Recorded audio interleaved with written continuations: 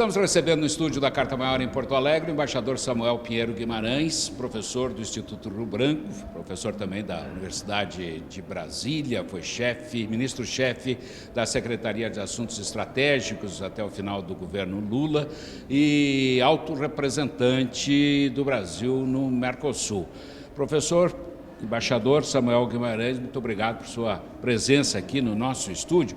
Queria começar a nossa conversa aqui lhe cobrando, né, algo que eu li num livro seu já há um bom tempo, Os 500 Anos da Periferia, em que o senhor dizia que a redenção, ou melhor, a superação das dificuldades do mundo periférico passaria por uma superação, né, da concentração financeira, da concentração política, da concentração militar. Parece que o caso do Brasil, né, e de algumas nações emergentes não foi exatamente essa a fórmula, né? Porque até onde eu sei a concentração econômica, militar e política segue, né, professor? Ou não? Como é que o senhor explica o que aconteceu com a América Latina e com esses países emergentes da América Latina? Eu acho que é uma visão um pouquinho mais otimista. Então, por exemplo, no âmbito econômico internacional, no âmbito da regulamentação econômica internacional, nós vimos surgir dois grupos importantes. O G20 financeiro, que substituiu o G7. Então, houve uma desconcentração, onde o número de países subdesenvolvidos que passa a participar é muito maior. Antes era zero. Então, vários países, entre eles, 3 da América Latina, a Argentina, o México e o Brasil, outros da África, da Ásia e assim por diante. E no chamado G20 comercial. Nas negociações comerciais, que estão interrompidas, criou-se, um certo momento, um G20 comercial, onde também aí já é só com países subdesenvolvidos, que conseguiram, digamos, fazer um contraponto às iniciativas dos países altamente desenvolvidos. Foi esse contraponto que levou ao impasse da rodada de negociações comerciais.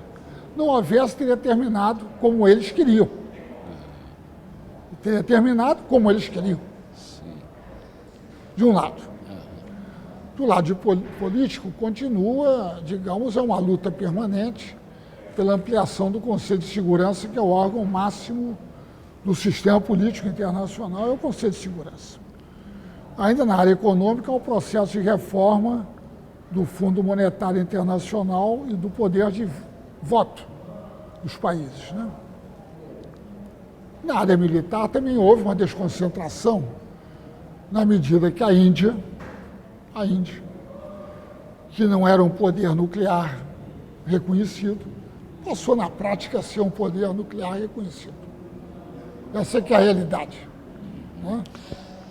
Professor, na perspectiva de quem representa o Brasil no Mercosul, de toda a experiência como secretário-geral do Ministério das Relações Exteriores, a tese da formação do bloco latino-americano, que tem momentos de maior entusiasmo e outros de menor entusiasmo, ela tem chance de prosperar, na sua opinião, e contando com toda a sua experiência nesse debate? Veja, eu acho que tem. Quer dizer, eu acho que, no momento, é um processo de fortalecimento do Mercosul, que é visível, e da criação da União, da Unasur, União das Nações Sul-Americanas, que é um passo muito importante. Primeira vez que se criou um organismo na região sem a presença dos Estados Unidos. É bem verdade, porque já havia o mercado comum centro-americano sem a presença dos Estados Unidos.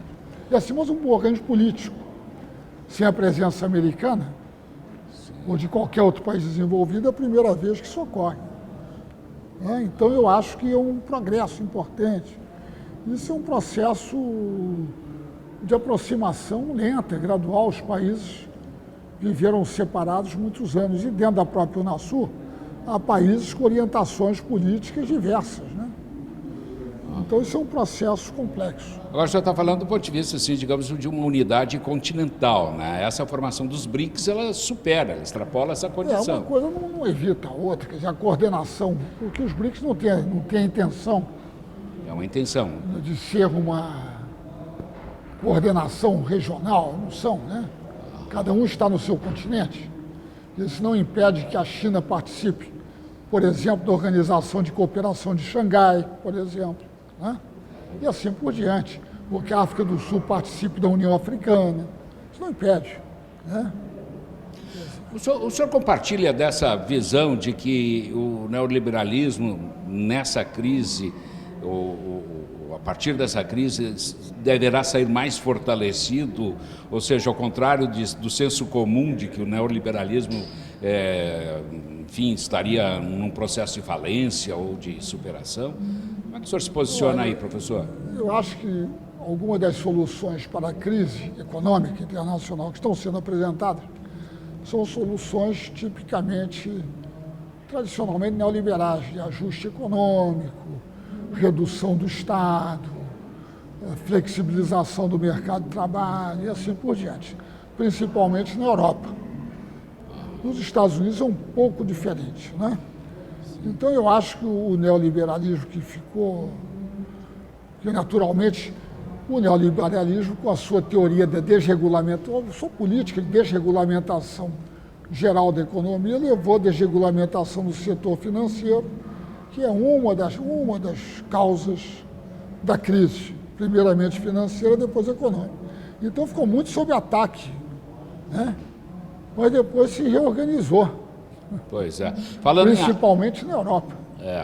Falando em ataque, professor embaixador Samuel Guimarães, hoje está na pauta do Fórum de Davos, eu até já tive a oportunidade de fazer essa pergunta para outros entrevistados, se inclui aí o debate sobre a instituição, a formalização da taxa sobre operações financeiras, que é uma velha bandeira do Fórum Social Mundial desde a sua primeira edição, né? Através de um dos patrocinadores do Fórum, que era a ATAC, né? O senhor vê procedência nessa e pertinência na criação da taxa? Vejo, certamente que vejo, né? Porque uma das causas...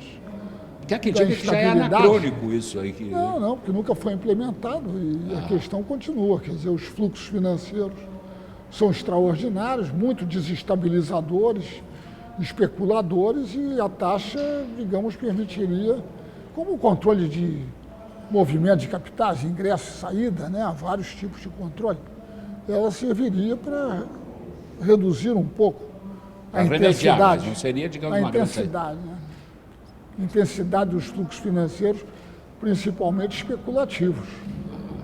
Tá bem, professor, o nosso tempo está no fim aqui. Eu quero agradecer, então, a sua presença aqui no nosso estúdio, porque veio a convite da Carta Maior para um evento de muito sucesso hoje pela manhã, que foi justamente um painel sobre a crise do neoliberalismo. Obrigado para o embaixador Samuel Pinheiro Guimarães, aqui na sua estada aqui conosco. Obrigado.